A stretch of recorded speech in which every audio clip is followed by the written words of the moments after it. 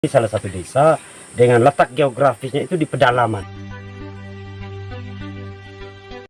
Karena kita selama ini sudah sering konsumsi makanan-makanan yang sudah diimpor dari luar, yang bagaimana cara kemasnya di sana kita juga tidak tahu.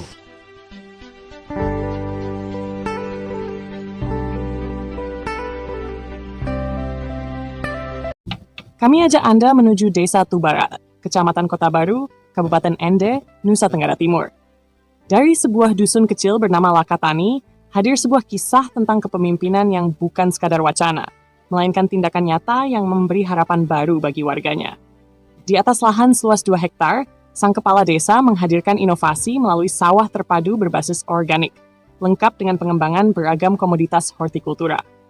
Sebuah langkah strategis dan visioner yang menunjukkan bahwa kemandirian pangan hanya dapat terwujud jika ada keberanian untuk berubah, bergerak, dan berinovasi. Dan pemirsa, segera kita simak bincang eksklusif bersama Kepala Desa Tubarat. Berada di pondok bersama dengan Bapak Kepala Desa Tubarat, kami sedang berbincang-bincang dan berdiskusi seputaran tentang pertanian, konsep dan juga dasar pemikiran yang diterapkan oleh Bapak Kepala Desa. Kira-kira pemikiran apa yang bisa mendesain sehingga model sawah itu bisa jadi seperti ini? Oke, baik. Terima kasih.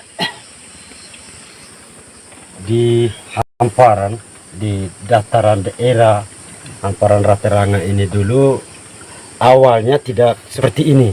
Tidak seperti ini. Karena ini juga salah satu hamparan tempat kampung. Ketika saya kemarin di kampung besar, makanya saya ingin untuk buka kampung di sini karena sesuai keturunan leluhur kami harus buka perkampungan yang bernama Kampung Lakatani Matamali di sini.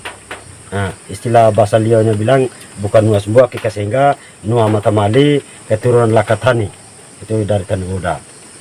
Nah, karena apa ini saya ambil dengan begitu saya tata situasi. Terus itu pemandangannya sedikit agak baik karena ini salah satu gaya tarik karena kami di Desa Barat ini salah satu desa dengan letak geografisnya itu di pedalaman. Di satu sisi pandangan secara pemerintahan saya tidak mau bahwa Desa Barat itu orang mengatakan desa yang paling belakang atau yang paling ke pedalaman.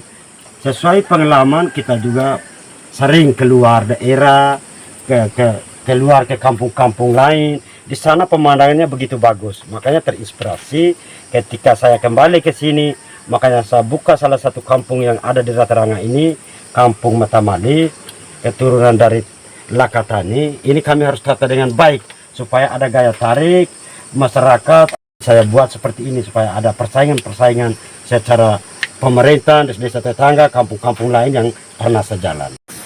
Sepintas tadi itu yang saya temukan itu ada usaha tanaman horti, ada kolam perikanan, kemudian ada juga jenis tanaman-tanaman yang lain seperti ada kelapa, ada pisang, ada juga pepaya di situ. Tetapi setelah saya coba mendalami lagi, ternyata Bapak Kepala Desa itu sudah mulai menerapkan yang namanya sistem pertanian organik.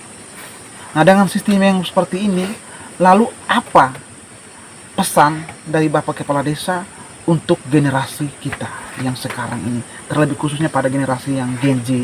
Bincang-bincang itu yang di satu sisi, kenapa saya mengambil langkah untuk tanaman holti yang berbasis harus pakai tanaman organik. Karena organik saya masuk dulu di sisi pemerintahan, tanaman organik ini sangat penting karena berkaitan dengan kesehatan.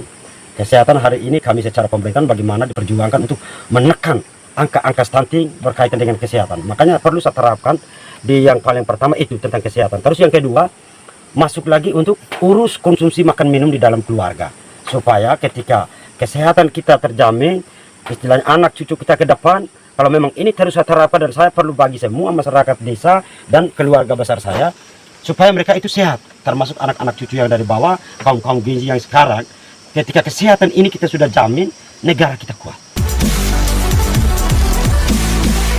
Itu yang menjadi pandangan saya. Karena kesehatan itu sangat mahal ketika hari ini saya harus berbuat seperti ini. Tanaman-tanaman harus pakai organik. Karena kita selama ini sudah sering konsumsi makanan-makanan yang sudah diimpor dari luar, yang bagaimana cara kemasnya di sana kita juga tidak tahu. Makanya ini saya antisipasi supaya anak cucu generasi-generasi yang ada di Toba Barat ini terus berkembang, desa, kampung, dan semua masyarakat supaya ke depan itu lebih baik berkaitan dengan kesehatan. Semoga kisah ini menjadi energi baru bagi seluruh sahabat tani di penjuru negeri. Dari Ende, Nusa Tenggara Timur, Kabar Petani mengabarkan.